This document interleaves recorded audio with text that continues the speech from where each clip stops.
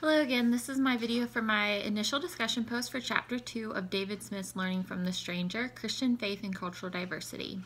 In Chapter 2, David Smith first asks us to close our eyes and imagine someone from a different culture.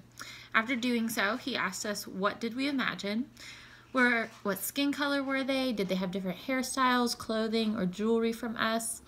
David Smith then goes on to explain that as an Englishman living in America, he may have looked quite like those he was around in the Midwest, but in the small, unwritten, unnoticed rules of social behavior, he was quite different. The title of this chapter is Culture and Bad Breath. David Smith explains that those small cultural differences noticed in others are like bad breath. We notice it in others much more quickly than we would notice it in our own selves. What we might consider normal is not always what someone from another culture would consider normal. As David Smith states, normal is quite complex. It affects the way we hear, see, speak, and behave. People from different cultures are going to hear, speak, see, and behave differently according to their culture. I believe that David Smith is quite on point with this chapter. We continuously notice what is different or strange about another person before we notice the similarities. This week, in one of our chapel times, we had Reggie Screen, the executive director from 3L Cultural Intelligence Group, come speak. Reggie was struggling in his environment of evangelical Christianity during the recent racial tensions between the police and African Americans. After discussions with some of the white men in his area, he felt that this environment no longer honored people who looked like him. Before completely checking out, Reggie decided to pay a visit to Dr. John Perkins, who Reggie said helped him better understand reconciliation as it is stated in 2 Corinthians 5:16-20. Those verses state, "From now on, we do not know anyone from a worldly perspective.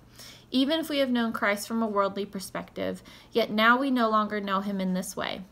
Therefore, if anyone is in Christ, he is a new creation. The old has passed away, and see, the new has come.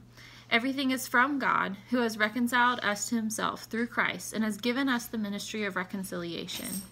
That is, in Christ, God was reconciling the world to himself, not counting their trespasses against them, and he has committed the message of reconciliation to us.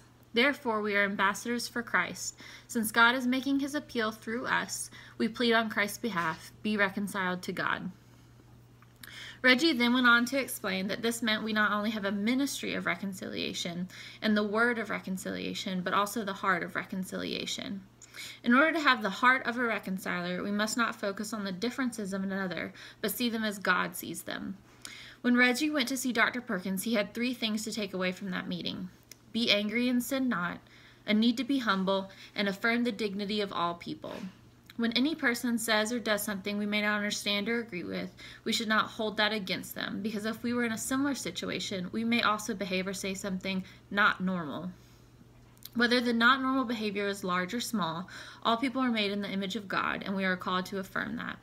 Instead of focusing on the differences we may have with another person, we should focus on having a heart of a reconciler and affirm others as the child of God that they are.